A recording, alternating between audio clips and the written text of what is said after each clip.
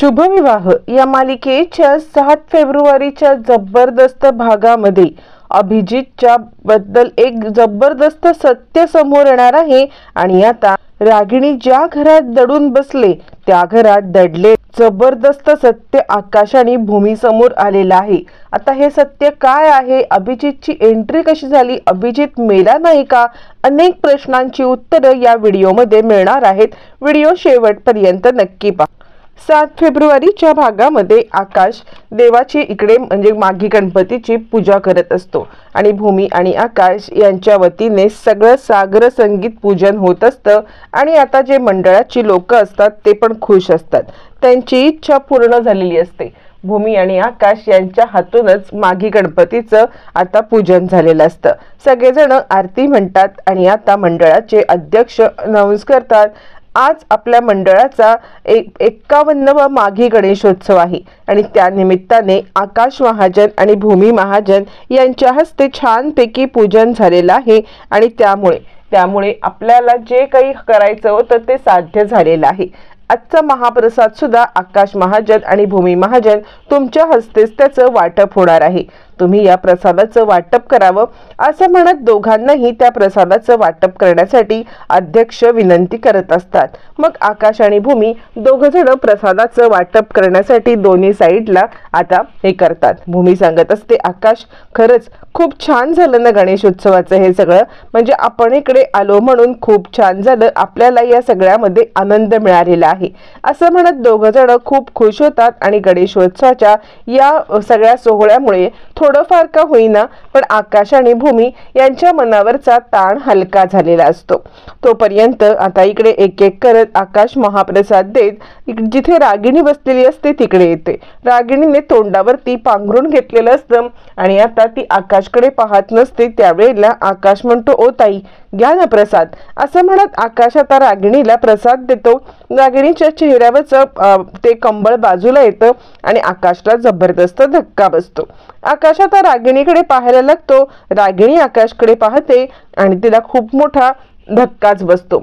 रागिणी आता त्याच्याकडे न पाहताच मान वळवते। तोपर्यंत इकडे भूमीला चक्कर येते। भूमीला चक्कर आल्यामुळे मग मात्र सगळेजण भूमीला सावरायला येतात।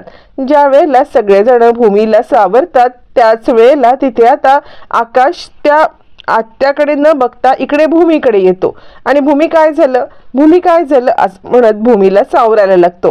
ज्या वेळेला तो भूमीला सावरत असतो त्याच वेळेला इकडे आता भूमी म्हणते, काही नाही रे आकाश, मला फक्त थोडासा चक्कर आली होती बस इतकंच असं म्हटल्यावरती मग आता इकडे आकाश सांगायला लागतो, भूमी हे बघ काय मला काय दिसले बघशील तरी का।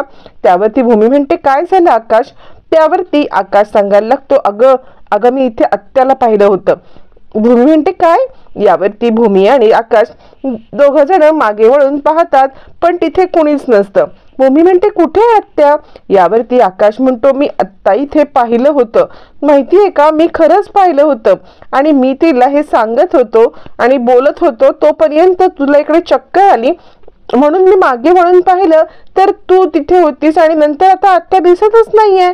यावरती भूमी म्हणते, असं कसं असेल। यावरती आता इकडे आकाश सांगायला लागतो, आपण एक काम करूया, चल आपण जरा बाहेर इकडे तिकडे पाहायला जाऊया का असं म्हटल्यावर ती भूमी सांगते, ठीक आहे।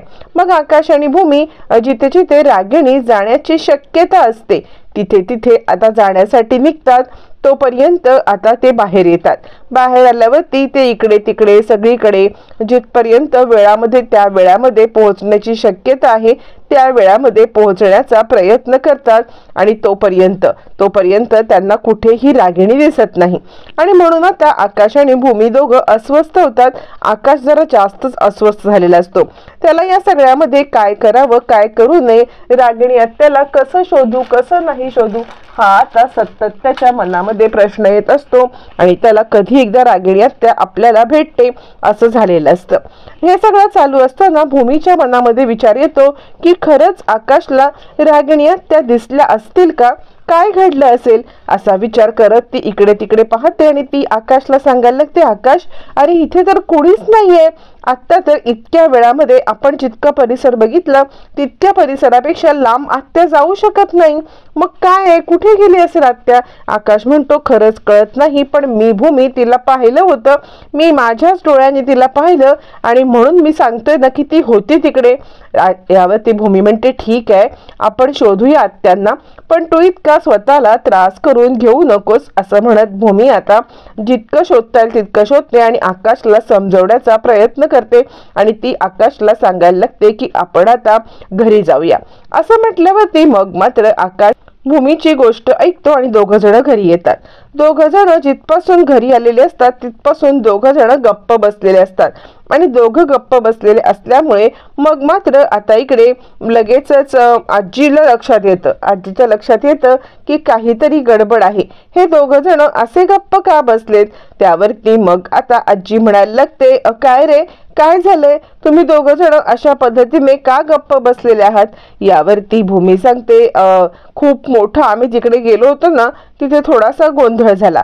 त्यावरती मग आता इकडे सांगायला लागते आजी काय झालंय गोंधळ.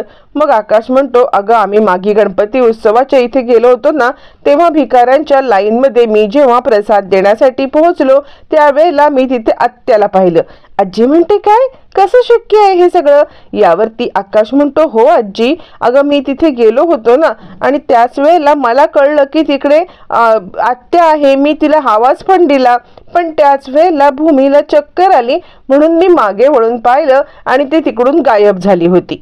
असं म्हटल्यावरती आजी म्हणते आकाश अरे खरंच हे असं घडलं होतं. आकाश तिला समजावून सांगण्याचा प्रयत्न करतो की हो.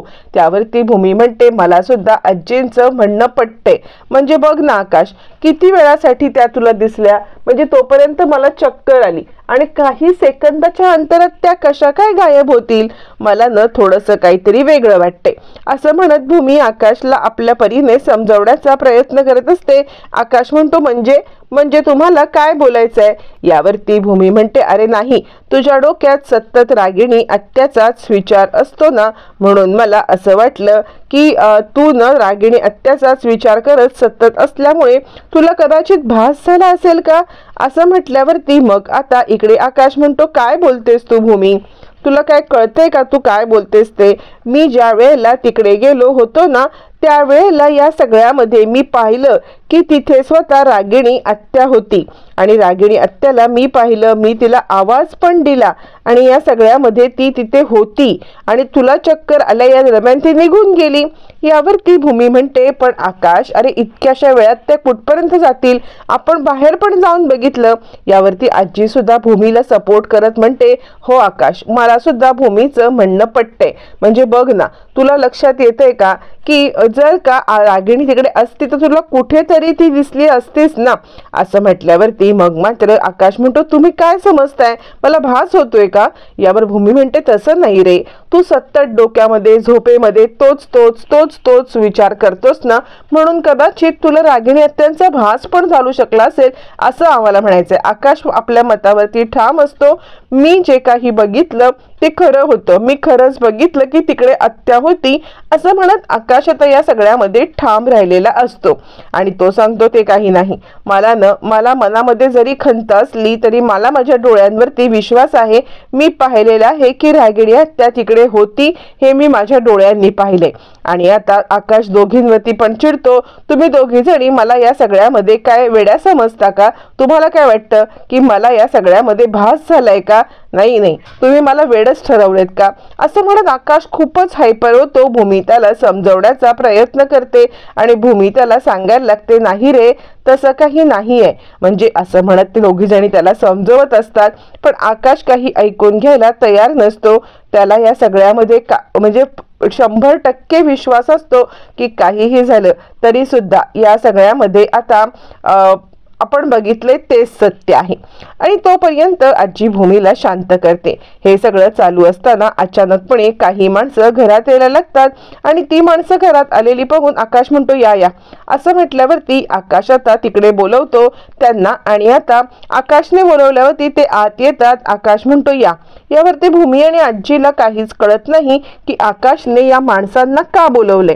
त्यावरती मग आता आजी आणि भूमी त्याच्या समोर येतात। आकाश, कोण आहेत ही माणसं? त्यावरती आकाश काही बोलत नाही। ते लोक म्हणतात, आकाश सर, तुम्ही जे काही सांगितलं होतं ना ते सगळ्या वस्तू आम्ही आणलेल्या आहेत। आकाश म्हणतो, बरं झालं, थँक्यू, तुमच्याकडून खूप मोठी मला मदत झालेली आहे। असं म्हणत आकाश त्या माणसांना थांबवून बाहेर ठेवायला सांगतो। त्यावरती आता इकडे आजी आणि भूमी विचारायला लागतात, आकाश, कोण आहेत ही माणसं? काय आणलंय या माणसांनी? असं म्हणत आजी आणि भूमी आकाशला ते विचारत असताना आकाश म्हणतो, मी रागिणी आत्याचे पॅम्पलेट बनवलेले आहेत आणि रागिणी आत्याचे पॅम्पलेट मी पूर्ण आता अलिबाग शहरामध्ये लावणार आहे, जेणेकरून कुणीही रागिणी आत्याला जर का पाहिलं असेल तर रागिणी आत्याला आपल्यापर्यंत आणून सोडतील। याच्यावरती आपला नंबर सुद्धा आहे। असं म्हणत आकाश आता जे घडलेलं असतं ते सगळं आता सांगत असतो। आणि आता इकडे आजी आणि भूमीला दोघांनाही आकाशची खूप काळजी वाटायला लागते की या सगळ्या प्रकरणामध्ये आकाश जरा रागिणी आत्याचा जास्तच विचार करतोय। आकाश सांगतो, मी आत्ताच्या आत्ता जातोय आणि हे पॅम्पलेट तिकडे लावून येतोय। असं म्हटल्यावरती मग मात्र आता इकडे आजी आणि भूमी त्याला थांबवत असतात, त्याला मनवत असतात, त्याला सांगण्याचा प्रयत्न करत असतात, पण कोणत्याही प्रकारे आकाश काही ऐकायला तयार नसतो आणि त्यामुळे आकाश निघून जातो। आजीला आणि आता भूमीला सगळ्यांनाच खूपच काळजी वाटायला लागते की या सगळ्यामध्ये आकाशचं चाललंय तरी काय। आकाश या सगळ्यामध्ये जराही कोणाचं ऐकून घ्यायला तयारच नाहीये। असं म्हटल्यावरती मग मात्र आकाश म्हणतो, हे बघ, जितक्या लवकर होईल तितक्या लवकर मला आत्याला शोधायचं आहे। असं म्हणत तो आता धावत पळत तिकडून निघतोच आणि आकाश गेल्यावरती या दोघी जणी विचार करतात। भूमी किचन मध्ये येते। किचन मध्ये आल्यावरती तिच्या डोक्यामध्ये एक आणि एकच विचार घुमत असतो आणि ते म्हणजे ती विचार करत असते की आकाश पुन्हा त्या सगळ्या झोन मध्ये जातोय का। म्हणजे तिला आकाशची काळजी वाटायला लागते। रागिणी आत्याला वेड्यासारखं शोधणं, रागिणी आत्याच्या मागे वेड्यासारखं लागणं किंवा तिला शोधत असताना अगदी नेक्स्ट लेवलला जाणं हे आकाशचं वागणं तिला आता ज्या वेळेला आकाश 7 वर्षासारखं वागत असतो त्यावेळेसारखं वाटत असतं आणि त्यामुळे ती जास्त जरा हादरलेली असते। तिच्या डोक्यामध्ये आकाशने आत्तापर्यंत रागिणी आत्याची केलेली शोधाशोध, आत्तापर्यंत रागिणी आत्याच्या बद्दल त्याला वाटणारं प्रेम आणि आता सुद्धा आत्याबद्दल वाटणारं तेच प्रेम जे त्याला आधी वाटायचं हे सगळं तिला आता आठवत असतं। आणि जे गणपती उत्सवाच्या इथे आपल्याला कुठेही दिसलं नाही की तिथे आता आत्या होती, पण आकाशला कुठून दिसलं हे सगळं आता भूमीच्या समोर येतं। आणि नक्की आकाशचं काय चाललंय, आकाशला या सगळ्यामध्ये खऱ्या गोष्टी माहिती आहेत का, काय नक्की भूमीच्या डोक्यात विचारांचं काहूर माजलेलं असतं। म्हणजे तिला आकाशची खूप काळजी वाटत असते। तोपर्यंत मग मात्र आता इकडे भूमीचं लक्ष नसताना तिची फोडणी तडकते आणि त्याच वेळेला तडतडलेली फोडणी ऐकून तिकडे मानसी येते आणि ताई, अगं काय करतेस तू स्वतःला किती त्रास करून घेशील, असं म्हणत ती भूमीला समजवण्याचा प्रयत्न करते। त्यावरती भूमी सांगते, मनू, मला न आकाशची खूप काळजी वाटत आहे। त्यावरती मानसी म्हणते, का ग? यावरती भूमी म्हणते, बघ ना, त्या गणेशोत्सवामध्ये मी सुद्धा गेले होते। मी तिथे असताना त्यावेळेला मला रागिणी आत्या दिसली नाही, पण या सगळ्यामध्ये आकाशलाच कशी काय दिसली। मला न आकाशची खूप काळजी वाटते। तो रागिणी आत्याचा इतका विचार करतोय ना आणि म्हणून त्याच्या बाबतीत हे सगळं घडतंय का। मानसी सांगते, हे बघ भूमिताई, मला असं वाटतंय की तू नको तो विचार करतेस। अगं आकाश भाऊजीने दिसल्या असतील ना आई, आणि आता त्यांना इच्छा असेल की आईंना ह्या घरात घेऊन यावं। यावरती भूमी म्हणते, पण मनू, तुला माहिती आहे ना, अगं ती बाई किती कपटी कारस्थानी आहे आणि आता ती असं का करती आहे लपाछपीचा डाव, जर का ती खरंच आहे तर। यावरती मानसी म्हणते, ताई, अगं कदाचित त्यांना अभिजित गेल्यानंतर उपरती झाली असेल। त्यावरती भूमी आता फ्लॅशबॅक मध्ये जात सांगायला लागते, अगं मनू, उपरती वगैरे काही नाहीये, ती बाई इतकी हे आहे ना की तिला उपरती होण्याचं कधीच काही कारणच नाहीये. तुला माहितीये ना, ज्या वेळेला स्वतःच्या अंगावरती तिला आलं होतं त्यावेळेला कित्येक वेळेला तिने अभिजितवरती पण ढकललंय आणि त्यानंतर आपण तर आपल्या डोळ्याने पाहिलेलं आहे की तिने राजा काकांवरती पण ढकललेलं आहे. स्वतःच्या नवऱ्यावरती आपल्यावरचा आरोप टाकणं हे काही तुला वाटतं साधी गोष्ट आहे का? अगं नाही, ती कोणाचीच नाहीये, ना आपल्या मुलाची ना आपल्या नवऱ्याची. त्यामुळे मला नाही वाटत की ती हे सगळं काहीतरी बदलले किंवा ती हे सगळं काहीतरी आपल्याला पश्चाताप झालाय म्हणून करते. नाही, ती मुद्दामच आकाशला त्रास देण्यासाठीच या सगळ्या गोष्टी करते आणि आकाश या सगळ्यात अडकत चाललाय असं मला वाटतं. मला खूप टेन्शन आलेलं आहे या सगळ्यातून. मी आकाशला कशी बाहेर काढणार आहे असं म्हणत भूमी आता या सगळ्या विचारांमध्ये गुरफटत चाललेली असते आणि तिला कळतच नसतं की या सगळ्यामधून मी आकाशला बाहेर कशी काढू. तोपर्यंत आकाश आता सगळ्या अलिबागमध्ये पॅम्पलेट वाटायला निघालेला असतो. जिथे जागा मिळेल तिथे, जिथे जमेल तिथे आता तो सगळीकडे ते पॅम्पलेट लावत असतो आणि आता त्याच्यासोबतची माणसं सुद्धा ती सुद्धा आता त्याच्यासोबत पॅम्पलेट लावत असतात. ज्या ज्या ठिकाणी त्याला जमेल त्या त्या ठिकाणी तो ते पॅम्पलेट लावत असतो आणि आता त्याच्यावरती कॉन्टॅक्ट नंबर म्हणून आपला नंबर दिलेला असतो की या नंबरला कॉन्टॅक्ट करण्यात यावा. तोपर्यंत अथर्वचा कॉल येतो आणि अथर्वला आकाश सांगतो, हे बघ तुझ्यापर्यंत पॅम्पलेट पोहोचलेले आहेत ना, मग तू एक काम कर, तू न ताबडतोब तू ज्या एरियामध्ये आहेस त्या एरियामधले माणसांच्या सोबत तू सगळीकडे त्या एरियात पॅम्पलेट लावून घे. आपल्याला जितकं अलिबाग कव्हर करता येईल ना तितकं कव्हर करायचं आहे, सगळीकडे पॅम्पलेट लावायचे आहेत असं म्हटल्यावरती अथर्व म्हणतो, ठीक आहे आकाश, तू जसं म्हणशील तसं. इकडे अथर्व पॅम्पलेट लावायला लागतो. दोघं जण मिळून जितकं शक्य होईल तितके पॅम्पलेट लावायला लागतात. आकाशला अगदी झपाटल्यासारखं झालेलं असतं. काहीही झालं तरी सुद्धा पॅम्पलेट लावणं हे एकमेव त्याचं उद्देश झालेलं असतं. आपल्यासोबत असलेल्या लोकांची मदत घेऊन त्यांना पैसे देऊन शक्य तितक्या लवकर पॅम्पलेट लावण्याचं तो काम करतो आणि रात्री तो दमून भागून थकून घरी येतो. यावरती आजी म्हणते, आकाश अरे किती थकलास तू? यावरती आकाश सांगायला लागतो, नाही अगं, जोपर्यंत रागिणी आत्या भेटत नाही ना तोपर्यंत माझ्या जीवात जीव नाही येणार आहे. काहीही झालं ना तरी सुद्धा रागिणी आत्याला शोधणं हे माझं काम आहे. तिने कितीही कुकारस्थानं जरी केलेली असतील तरी सुद्धा आज तुझी ती मुलगी आहे आणि तिला शोधणं आज माझं कर्तव्य आहे. कारण या घरामध्ये बाबा गेल्यावरती, आई बाबा गेल्यावरती 4 सुखाचे क्षण जे काही आता आपल्या घरात आले होते ना ते तिने कोणत्याही इंटेन्शनने जरी सुद्धा आपल्यासाठी केलेले असतील तरी सुद्धा ते तिने केले होते. म्हणून मला तिला शोधायला पाहिजे. आकाशचं एक वेगळंच लॉजिक बघून भूमीला जरा टेन्शनच आलेलं असतं आणि भूमी आता रात्री ज्या वेळेला रूम मध्ये येते तेव्हा पाहते तर काय, इथे आता आकाश एकदम पूर्णपणे गलितगात्र होऊन झोपलेला असतो. दमलेला आकाश जेवणाची शुद्ध नसते, हातपाय धुण्याची शुद्ध नसते. झोपेतून दुसऱ्या दिवशी सकाळी उठला लागला पॅम्पलेट लावायला. असं करत करत आकाश बरेच दिवस पॅम्पलेट वाटत असतो आणि आता त्याच्या प्रयत्नांना काही यश येत नसतं. रागिणी आत्या कुठे आहे, काय आहे हे काही आता त्यांना दिसतच नसतं. हे सगळं चालू असताना बरेच दिवस उलटत असतात. आकाश सतत काम करत असतो, पॅम्पलेट घेऊन शोधत असतो, पण त्याचं ऑफिसकडे बिलकुल लक्ष नसतं.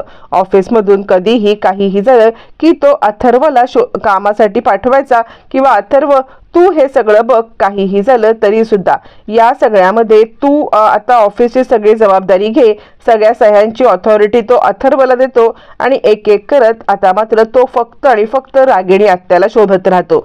दिवस उजाडला पॅम्पलेट लावायचं, दिवस संपला घरी यायचं, ऑफिसची कामं अथर्वच्या अंगावरती. असं सगळं रुटीन चालत आकाशचं आता दुर्लक्ष होत असतं आणि हे सगळं चालू असताना त्याला काही रागिणी आत्या भेटत नसते. रात्री जेवायला तो घरी येत असतो पण जेवण सुद्धा त्याला काही जात नसतं आणि या सगळ्यामध्ये आता आकाशची तब्येत पण खालावेल अशी भूमीला भीती वाटत असते आणि भूमी या सगळ्यामध्ये आकाशला समजवत असते. पण आकाशचं बरेच दिवस पॅम्पलेट लावायचं रुटीन चालू असतं आणि आता त्याच वेळेला आकाशला फोन काही येत नसतो.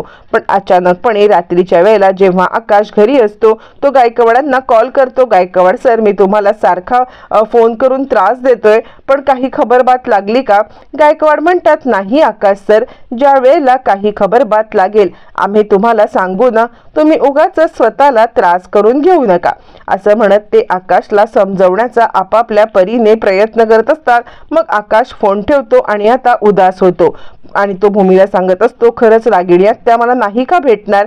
आणि त्याला आता स्वतःलाच आपण काय करतोय, काय खातोय, काय पितोय, कुठे झोपतोय या दिवसाचं भानच राहिलं नसतं. आकाशची ही अवस्था बघून भूमीला खूपच दुःख होत असतं. हे सगळं चालू असताना अचानकपणे आकाशच्या समोर अभिजित येतो आणि माझ्या आईला सुखामध्ये राहताना मला पाहायचं आहे, तोपर्यंत माझ्या आत्म्याला शांती मिळणार नाही असं बोलतो. आता हा सुद्धा आकाशचा भासच असतो की अजून काही वेगळं नाटक? तोपर्यंत आकाशला कॉल येतो की रागिणी आत्याला एका ठिकाणी पाहिलेलं आहे. मग एका रूम मध्ये रागिणी आत्याला ती बाई घेऊन जाते, तिला खायला काही देत असते. तोपर्यंत आकाश आणि भूमी त्या बाईच्या दिशेने पोहोचतात. तिथे पोहोचल्यावरती रागिणी आणि आकाशची भेट होणार का, हे मात्र येणाऱ्या भागातच कळणार आहे.